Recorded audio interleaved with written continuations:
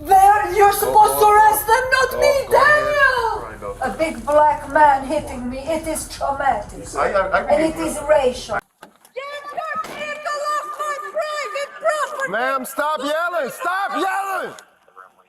Go pay for Stop it. yelling so I can address the situation. Please.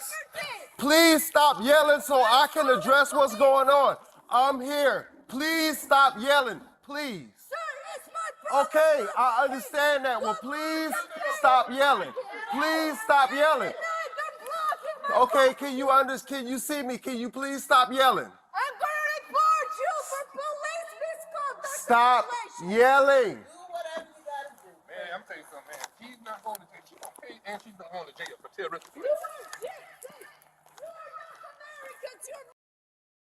Close the window, ma'am. No, she's drunk. We gonna make a long story short. She damaged our property. Her husband said he'll pay for it. As long as he pay for it, we ain't got no problem. Okay. Now the other night she came out the house with a gun on my children. We reported that. Now tonight she scratched up the cars. Now he said he'll pay for it. There he is. And if he pay for it, That's your wife, sir? Yes. we ain't got no problems. I was just trying to settle her down because I can't think with all of the yelling going on. She just what she put on my car just now. Terroristic threats. Yeah, I told you the other night. She told us Right here. Yeah, I see the scratching on that one. And right up here. She keyed my car.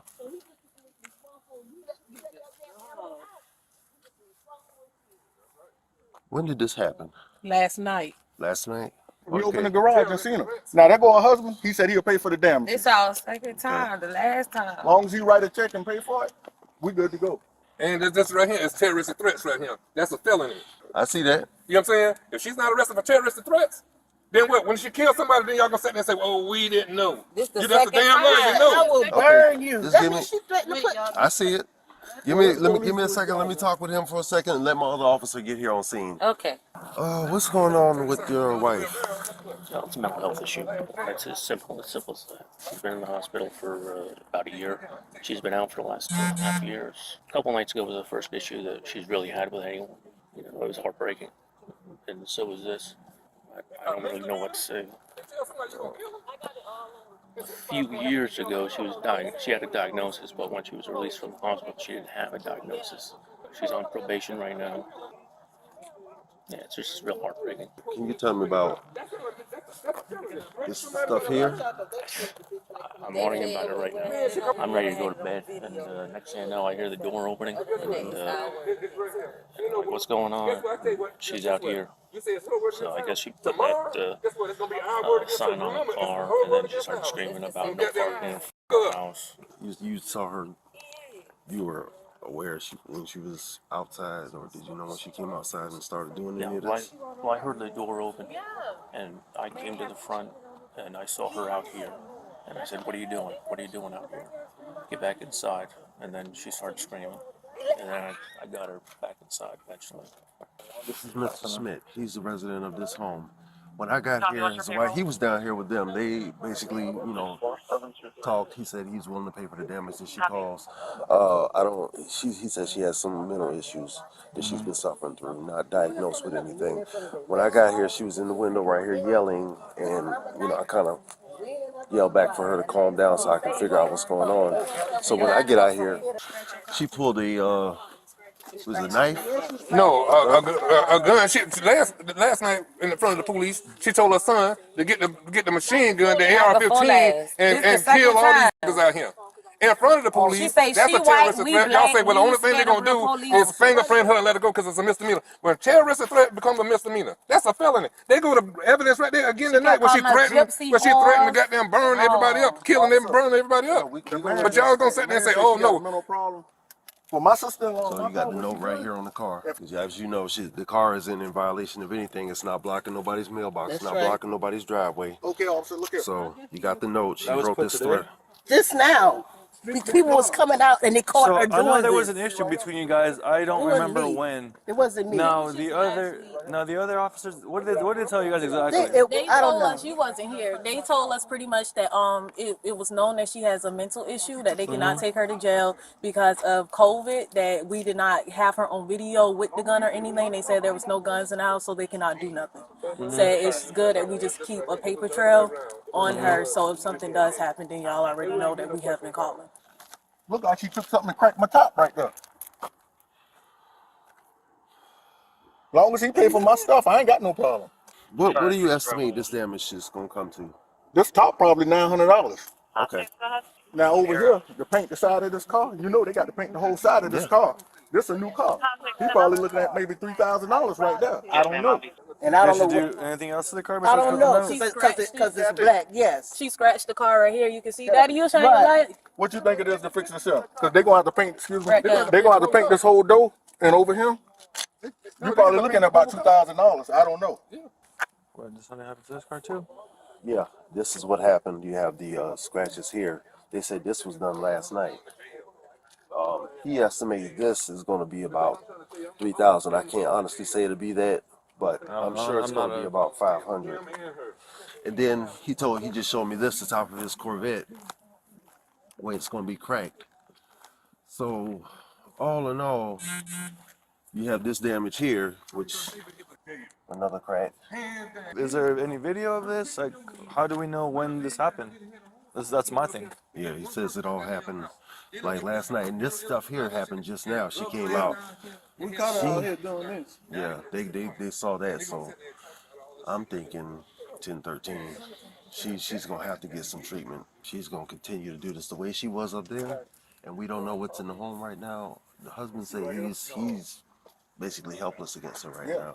Best course of action is to go ahead and transport her. I'm just trying to figure out when exactly that's happened because this call says Sunday. I don't like my shit Today's Thursday. and that's a target. So how are they saying that all these scratches happened today? They said this one happened last night, and he said this is the one they caught her in the act of doing tonight. I mean, I didn't see how she was. You know better than me. Yeah, she's unstable. She needs some treatment. I wasn't here for the incident that happened the other night, but I was told by the officers over here about it. I mean, any reason why out of nowhere she decides to just come out and try and disturb the peace? It's not about anyone here. She'd be yelling at the stars. So she has her imagination. It's paranoid, delusional stuff.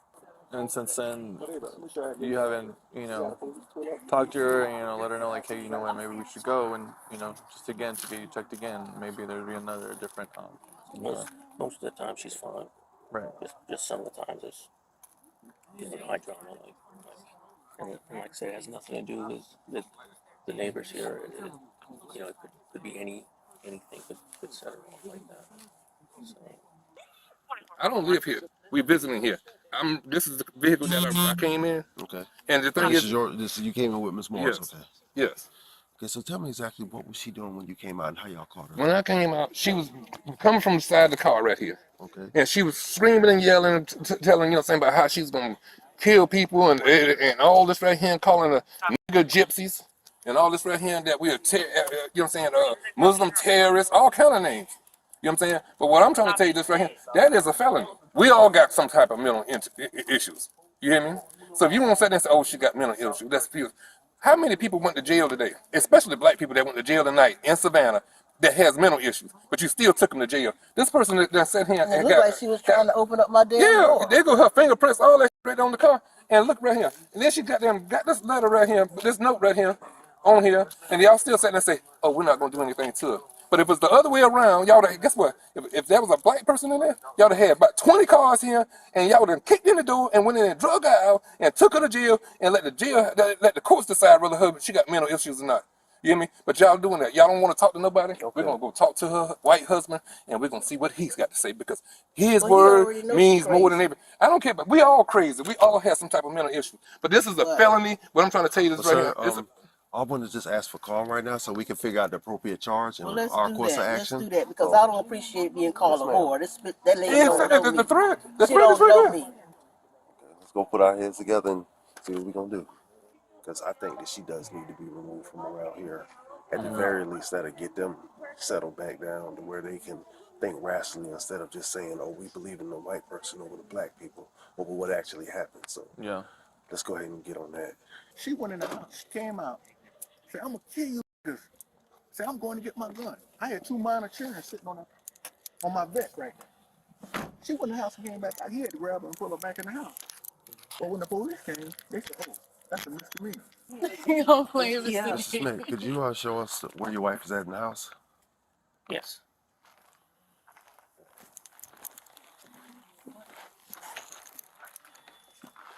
Ma'am? I'm Officer Thomas from Savannah Police Department. Did you come to meet with me? Yes, ma'am. Unfortunately, can you go ahead and place your hands behind your back, ma'am? Why? You're under arrest for criminal damage to property in the second degree. What property did I damage in my property, Vehicles, sir? ma'am, please don't resist No us. respect. We're going to explain everything to What you. property did I damage, Daniel? Just go ahead and put your other hand. Well, what property did I damage? We'll let you know. Just put your other hand. No, what did I do? Yes, ma'am. Yes, ma'am. What? In the note you put on the car, everything that adds up to criminal damage in the property in the second degree. I'm the owner of the house. Yes, ma'am. No, I'm waiting for the police because I just called the police. Okay, we are the police you called. No, you are the guy that... And I'm not going to hurt you. I'm going to ask you to place your hands behind your back, okay? You're supposed to arrest them, not me, go Daniel! Daniel, talk to me! What property did I... Daniel, talk to me! They can't park in front of my home I own! But you can't go out there and scratch the vehicle up, ma'am. They observed you doing it. What vehicle did I scratch? That vehicle is not scratched! Since when they can come and park in front of my house? That's a life-threatening threat! Lower your voice. Sir, to tell me, get the f*** inside, that's a threat! There was no threat made to you. Lower your voice. Daniel, tell them that I didn't do anything. They can park in front of my house and threaten Errol. Calm down. No one's threatening Errol. They can't park. You're not here telling me get inside. They can't park. They can park anywhere. It's a public street. Not in front of my house. I know. How can that be a public It's street? a public street. Why aren't you just telling me it's a public street? The home I bought. What? This home I bought, they can't park from that space to that space and threaten me! Nobody's threatening us. 47. When is the car scratched? The car is scratched nowhere! Who touched the car? I don't know. Oh, then say that! Which car, sir, did we scratch? We scratched no vehicle, you look at me! Let's go this way, ma'am. Hold on, ma'am. Get you in there the right way. Okay. You're making a Turn to mistake, your left. sir. That car is not touched anywhere. It's damaged. That And vehicle? they observed you scratching it, ma'am. No, it's Watch no your head, one watch that your head. scratched it themselves. 47-46. Sir. So, I'm gonna go ahead and get everything logged in, and then I'll get CRN cars drawn up. As far as because the damage exceeds $500, and you have witnesses who observe her do it, that's why the charge is criminal damage in the property in the second degree. We're going to see if we can take her to Memorial and see if she can get some kind of emergency treatment or at least an evaluation, so we can figure out what's going on. And that's what she's going at. But I'll get you everything further that I need for you to know. I'm just going to go ahead and get some odds and ends tied up with this call. All right. Sir. I just said, please, sir, I need to kiss him. Please. Please. Just to kiss him, and then I should have no heart attack. Please. You're not gonna have a heart attack. I can't park in front of private property every night. It's not private property. They can't park in your driveway. That's illegal. But as long as they park They came in on the my sidewalk. driveway. That's why I knocked them away yesterday. You know, kicked them away from my driveway, and they came again tonight. People parking on the drive right here on the roadway, that's not illegal. It's illegal to come inside my driveway, right? They didn't come inside your Yes, they driveway. did last night and the night before. No, because it's not illegal. Just how I'm parked here It in is their illegal house, to come it's inside my not parked. driveway. Nobody was in your driveway. Ma'am, I'm not going to talk to you anymore. How can you say no one is here? When they were here in the driveway last night and the night before. 5 vehicles, sir. 5 vehicles. You have to take my report. I need you to write what I called you for. Please. Officer, please write what I called you for. No, because it's not illegal to park It's on the illegal roadway. to park in my driveway. They parked last night and the night before. Nobody parks in your driveway. Were you here last night? Do you have evidence? Yes. No, you don't. Yes, I do. I took pictures of all 5 vehicles. Sir, Yes. please tell my husband to get me 1 bottle of water and Benadryl because of asthma, please. I can't breathe.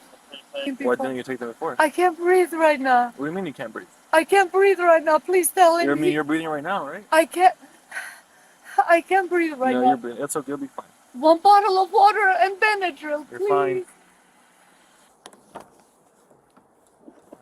Step out. Watch your head. Yeah. Will someone listen to me so they can write my report as to what happened? Yeah, I mean, they can talk to them, but like I said, But why didn't you write what I'm hold telling you? on. No, because I know you called earlier about the vehicles being parked there. Correct. Yes. So nobody was parked in the driveway, ma'am. Everybody was on the road. I understand, but you need to write what I called 911 for. And what I called is But- for the last 3 nights. They're coming in my driveway. So tonight they made the turn. I said, get out of my driveway. Don't park here. But And nobody the was parked there. derogatory language, Nobody was parked there tonight, though. when you came, nobody was parked. Right, When and, you and that's were when you there- called. You called because somebody was parked there, but nobody was parked there. No. I called because somebody was parked in my driveway. When I told them, they moved back, they parked on the side, and they told me, are you gonna write my report? No, ma'am, because that's not a crime. Do you need to go to the hospital? Yes, I got pushed and punched in front of my You need to go to house. the hospital. I am traumatized. My son is crying at home because 20 So, black people this is not- came and attacked me in front of my house, sir. Also have to go by the fact that she has an injury on her head. Thank you, sir. Thank you so much. So when At I got some point, when, she had to have been struck her head. Yes, thank you. And this is what I told the officers. That's why I called 911, and they disrespectfully got there- ignored everything I said. Please I know let you me guys don't care, finish, but sir. when I got on scene, she was nowhere to be found. This She was is inside the racial. home. They hit me, they pushed me, and I can't breathe. You have to take the precaution. Still have to take it. Sir, sir, All right, let's go. We're going to the hospital. hold on. Sir, thank you He from doesn't my care. heart. Let's Thank go. you. Thank you. I'm at home. I live in a 2-floor house. I'm a homeowner. And the neighbor that I had in property where I live, he wasn't there anymore. So a bunch of people looking like gypsy, I can't call them black, but like gypsy, stopped by my home for 3 nights in a row around the evening. And they would just park their vehicles, about 7 of them. No, in ma'am, he's front- asking about the injuries you say you had. That's right, in He's- front, but he's the doctor needs to The know. doctor doesn't the care traumatic- about the you need situation. to He know, cares about doctor, the right? injuries. The injury, how it came to the injury. So they parked in front of my house for 3 nights, and I kept telling them, you can't park in front of my home because this is private property. I am the homeowner. You can only park in front of the person you're visiting. And pardon my English if I can explain. Get the f in, who's asking you? I said, sir, you can't say that. So I asked them politely to remove their vehicles from my driveway, and 2 nights ago, and tonight they didn't want to do it, so the guy came and pushed the door inside and hit me on my head. And I almost fell down like this and pulled my shirt and removed this button from my shirt. And he's very big, bigger than this officer, and wide and black looking. And the woman was screaming, who the f is asking me? Who's asking me? Type of English. She's a gypsy. This is not America I live in, or I'm used to living. And I told them this is worse than racial. Whoever you people are, to me, you're Muslim terrorists. Because if you were black or Asian or Spanish, you would understand that this is not your home for you to park in front of my house.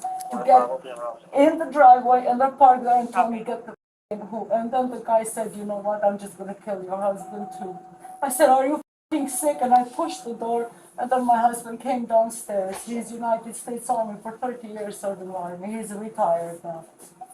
And he couldn't believe his eyes or ears what he's hearing. And that's what I'm trying to tell this officer, and he doesn't care. In simple English, does not care. I've been assaulted tonight, and he, as an officer, doesn't care to take my report. and I can't breathe. Okay, hold on 1 second, okay? Shell, you're not having an allergic reaction? Another thing that I can say is your pupils are kind of really small, so I don't know if you've been drinking earlier or something, or you took something. I'm not saying, huh? I got assaulted. Well, that could be, okay, the reaction from the adrenaline. Okay, that could be. No, All right. reaction from head injury. But not traumatic brain injury. Yes, it is very traumatic. All right, doctor. A big black man hitting me, it is traumatic. And it is racial. And it's gonna be very scary. It is non-American. Let's be real for a second. We all value our privacy.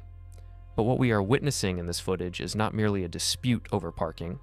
It is a collision between a private delusion of authority and the rigid reality of public law. The suspect's repeated assertion, "Get off my private property," while standing on her lawn and gesturing to the street, provides the foundational legal error for every action that follows. To understand why this interaction spiraled into a felony arrest, we must first deconstruct the legal concept of the public easement versus fee simple ownership. In the United States, property ownership is typically fee simple, meaning the homeowner owns the land and the structures upon it. However, this ownership is rarely absolute all the way to the asphalt. Municipalities almost universally retain a right-of-way or easement that extends a specific distance from the center of the roadway into the front lawn, often including the sidewalk and the verge, the grassy strip. Legally, the street in front of a private residence is public domain. It belongs to the collective, not the individual. The suspect operates under a cognitive distortion. She seems to think that buying a house makes her the queen of the asphalt. I call this cognitive distortion curbside sovereignty. This is the mistaken belief that owning the deed to a home grants feudal rights over the adjacent public space. By asserting control over who parks on the street, she is attempting to enforce a customary law, a rule that exists only in her head over statutory law. When she keys the neighbor's car, she believes she is enforcing a boundary. In reality, she is the one trespassing on the rights of the public. This distinction is critical because it establishes that her aggression was not defensive, protecting her land, but offensive, claiming public land. We must scrutinize the specific charge here: criminal damage to property in the second degree. In Georgia, where this incident occurred, this charge is a felony if the damage exceeds $500. This is the pivotal legal threshold that the suspect and her husband fail to grasp. The husband's repeated attempts to write a check, he said he'll pay for it, reveal a profound misunderstanding of the difference between civil liability and criminal culpability. Honestly, you almost have to feel bad for Daniel here. He's standing there with his checkbook, just desperate to make this nightmare end, but unfortunately, he views the incident as a tort, a civil wrong that can be remedied with financial restitution. He believes that if he restores the victim to their original state financially, the problem disappears. However, the police are investigating a crime against the state. The husband's offer to pay is devastating to the defense because it essentially stipulates to the actus reus, or the guilty act. By offering money, he is confirming the physical act of scratching the paint actually happened, but the real nail in the coffin is the mens rea, or the guilty mind. This refers to the intent to cause damage or the maliciousness of the act. Note the timing: the damage was inflicted under the cover of darkness. She did not scratch the car in broad daylight as a form of protest. She did it furtively. In a court of law, this furtiveness is evidence of consciousness of guilt. A person who believes they are legally in the right usually acts openly. A person who knows they are committing a crime acts in the shadows. By trying to hide her actions, she effectively proves she knew they were wrong, dismantling any potential defense of insanity or confusion. The vocabulary the suspect uses is not accidental. It is a window into her psychological categorization of the world. Her use of terms like gypsies, Muslim terrorists, and thugs to describe her neighbors is a textbook example of dehumanization and projection. This is what we call territorial narcissism. It is a specific manifestation where the individual's ego is geographically extended. The home is not just a shelter, it is an extension of the self. Therefore, an incursion into the territory, even the public street in front of it, is perceived as a direct physical assault on the narcissist's body. To a rational observer, a parked car is a minor inconvenience. To her, it's basically an act of war. This explains the disproportionate rage. Furthermore, we see the psychological mechanism of projection. The suspect is the one terrorizing the neighborhood with threats of arson and firearms. She is the one destroying property. Yet she labels the victims terrorists. This inversion serves a protective function for her ego.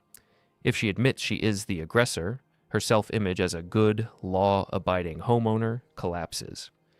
To maintain the good person fallacy, the belief that she is inherently good despite her bad actions, she must transform the victims into monsters. If they are terrorists, then her keying of the car becomes a heroic act of defense rather than a petty act of vandalism. We must also distinguish between two types of aggression here. First, there is reactive aggression, which is impulsive, emotional, and often regretful, like punching a wall in a moment of anger. However, the suspect displays instrumental aggression. This is calculated and goal-oriented, like keying a car specifically to force someone to move. This type of aggression is harder to defend in court because it implies premeditation. She didn't just snap, she strategized. The officer's behavior in this footage is a masterclass in concessive policing. Notice how much time he allows the suspect to speak, yell, and incriminate herself. A less experienced officer might have engaged in a shutdown tactic immediately, ordering silence or putting her in handcuffs the moment she became disorderly. But this officer, he is playing chess while she is playing checkers. He employs a tactical patience strategy. He allows her to vent. He allows her to explain her twisted logic. Why? Because in criminal investigations, a suspect's mouth is often the most effective tool for the prosecution. By letting her talk, he secures several key pieces of evidence. He establishes motive when she admits she hates them parking there. He confirms opportunity when she admits she was present, and critically, he assesses her state of mind. She displays coherency. She knows why she is mad, which undermines any future competency defense.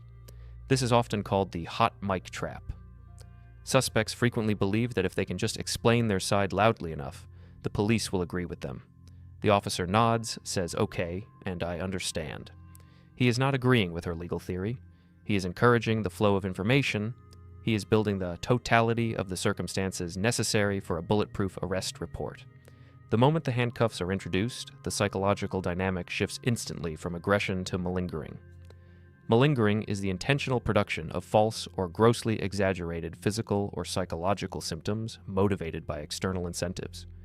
The incentive here is clear: avoidance of incarceration. The suspect transitions from the alpha role, screaming orders, to the invalid role, gasping for air, in less than 10 seconds. This speed is clinically significant. A true panic attack or asthma attack rarely onsets with such convenient timing immediately following a legal defeat.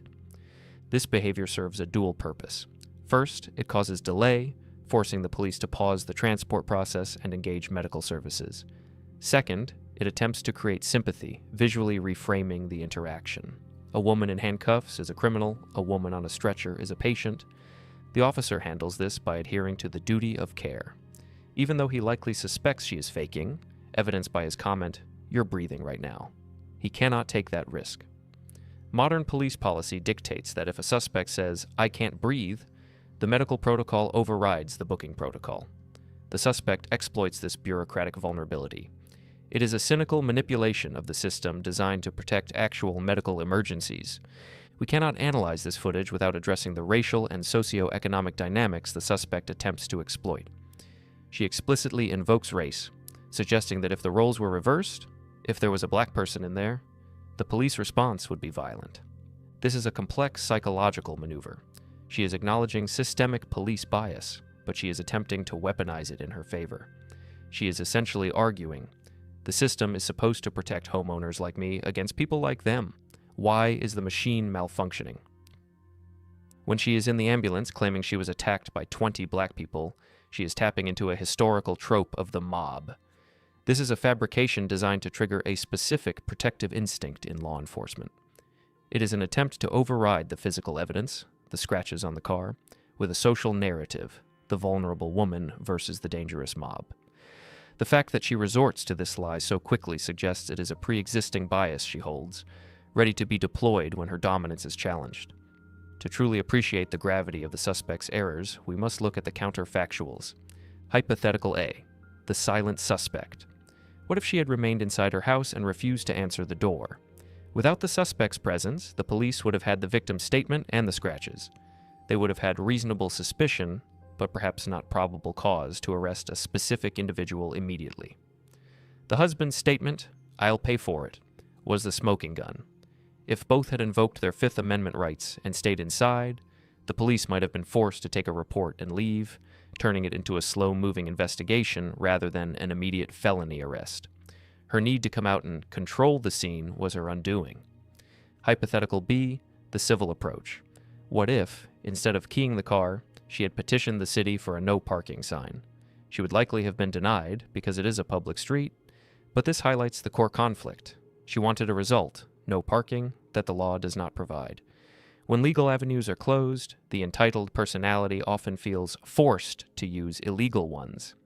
She likely viewed the keying not as a crime, but as vigilante zoning enforcement. This case is a stark reminder that the law acts as the ultimate reality check for the ego. The suspect lived in a reality constructed by her own entitlement, a world where she owned the street, where her neighbors were enemies, and where her status shielded her from consequences. The police officer, the handcuffs, and the felony charge were the intrusion of the real world into that fantasy. Her breakdown, the screaming, the malingering, the lies, was the psychological debris of that collision. It serves as a warning. Citizenship grants rights, but it does not grant dominion. You own your home, but you share your world. And when you forget the difference, the price is often your freedom. Trust me, paying for a parking spot is annoying, but paying for a bail bond is a lot worse. Stay safe, stay smart, and I'll catch you in the next breakdown.